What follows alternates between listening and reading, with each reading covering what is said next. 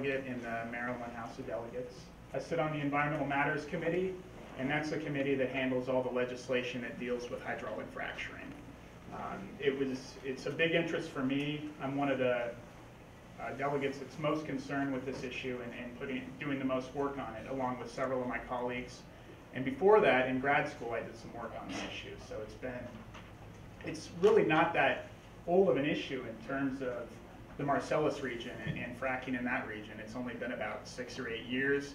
So that's about the time that I got interested in it, and it's a moving target. Every day there are new articles out that talk about new statistics. There are new peer-reviewed papers coming out all the time. So often from a policy perspective, how the science informs us today might be different tomorrow as new information comes out.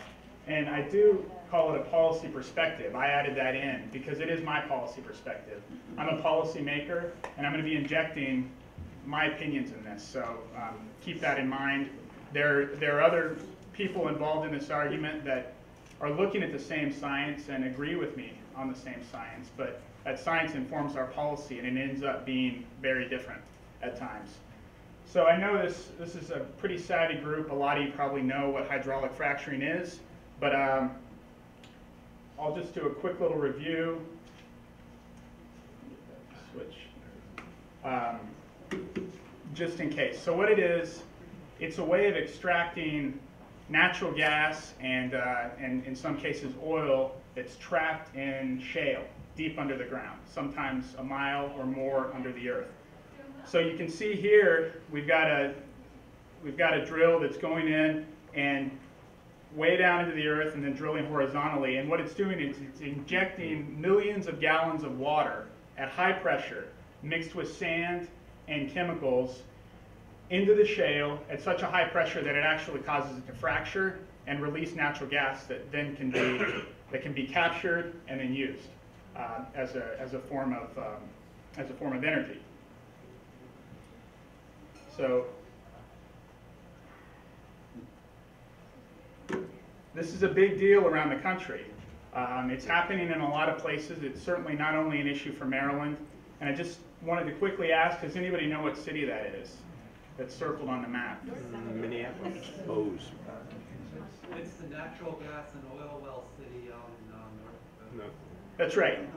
So it's not an actual city. That should be plains out there, but it just gives you an idea of how much of this is going on in some areas. How was this image made? This is a satellite image.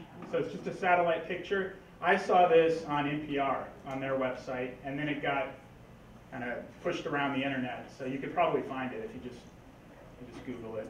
It was just a few weeks ago it came out. This will give you an idea of the main formation that comes through our area here in Maryland. This is the Marcellus Shale Formation. You can see west. This is for hydraulic fracturing only. But and again, she feels the way I do, that there's an opportunity cost, that it's too much water, that it's driving climate change, and we should just take a pass. And then the other one is a smaller bill that I'm putting in with Senator Montgomery. This would ban the storage of fracking wastewater. And right now we're not fracking, but there have been instances where fracking wastewater from Pennsylvania has come into Maryland. In 2011, you can Google this. There was fracking wastewater that ended up in the Susquehanna River. So this is trying to address out-of-state wastewater from coming into Maryland, whether or not we decide to frack here. So that's kind of what's going on.